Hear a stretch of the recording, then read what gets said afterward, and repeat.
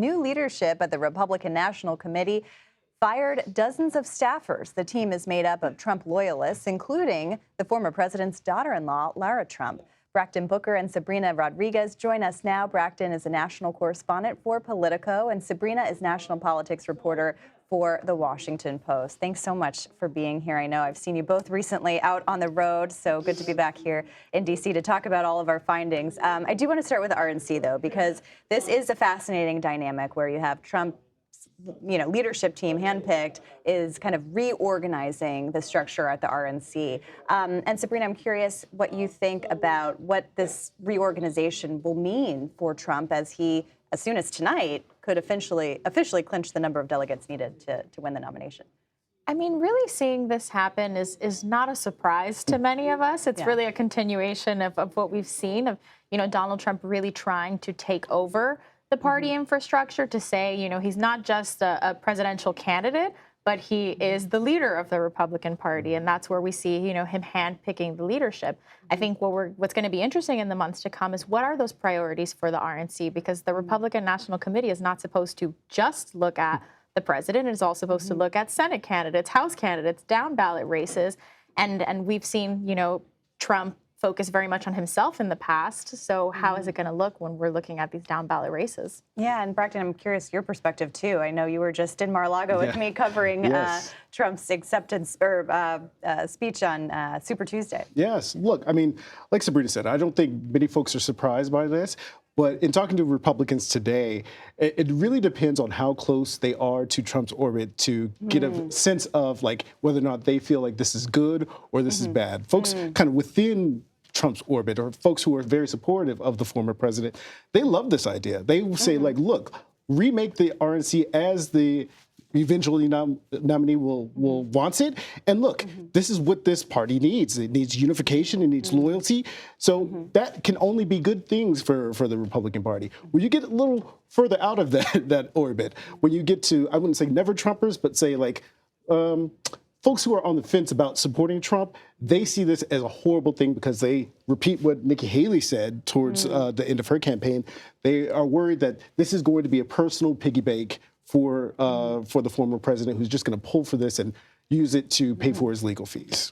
Speaking of Nikki Haley, Sabrina, I know you've done a lot of reporting on this. We've been all wondering, where her supporters go. It was just last week, which feels like forever ago, that she left the race. I know you've talked to a lot of voters in the various early states. What did you find?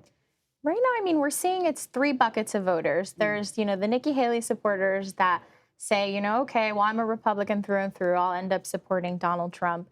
Then there's the Nikki Haley supporters, some of which are Republicans, others Democrats, independents, who are saying, okay, no, I absolutely cannot vote for Trump. I'm going to have to vote for Joe Biden to make a point. And then there's the camp, which I think is the most fascinating camp, is the genuinely undecided people, the what we call the double haters, that they don't like Biden, they don't like Trump, and they're thinking, okay, I have 8 months to make a decision, and I genuinely don't know where I'm going to go. Yeah, we've met a lot of those on the campaign trail as well. They'll be interesting to see how they vote in big battleground states like Georgia, where we have our new polling today showing Trump leading 51% to 48% Biden.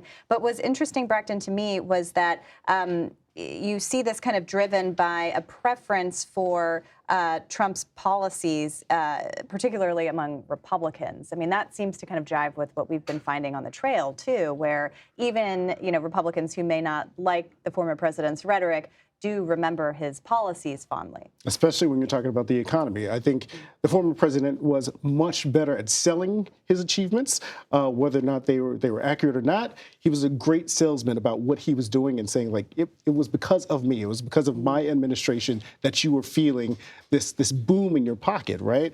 Where I think what you're seeing on the other side of the aisle, when you're asking folks, okay, why wouldn't you give Biden another chance? Folks continually say, like, I don't feel better off than I was 4 years ago. And when you talk to Democrats, they have a laundry list of accomplishments. They talk about student loan forgiveness. They talk about trying to bring the country together in lots of ways and trying to put equity and diversity first.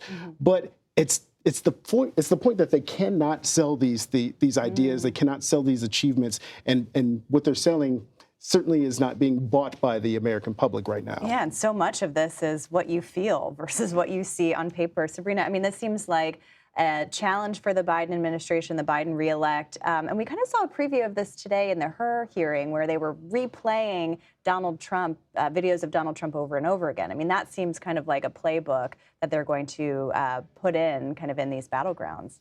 Yeah, I mean, one of the toughest challenges that the Biden administration has, and Biden and Harris, you know, as they head on the campaign trail talking to people, is a lot of the things that people are so frustrated about are kind of outside of the president's control. I mean, inflation or the rising cost of living. And, you know, you hear voters talking about how expensive it is to buy a house right now or to pay rent. And I mean, living in D.C., we see it firsthand.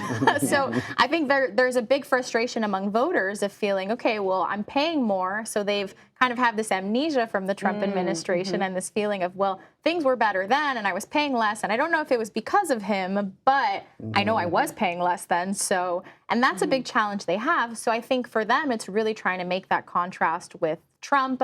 That's where they're focusing in a lot on his rhetoric, trying to remind people of the things that he said, you know, whether it's racist comments or anti-immigrant rhetoric, and really trying to hone in on that and say, you're kind of remembering it incorrectly, and here is the person who Donald Trump is. Interesting. Yeah, it'll be interesting to see if you can persuade people to remember things your way. Right. Thank you both for being here. I know we'll see you out on the campaign trail again soon. A long way to go before the general election. Sabrina and Brakkton, thank you very much.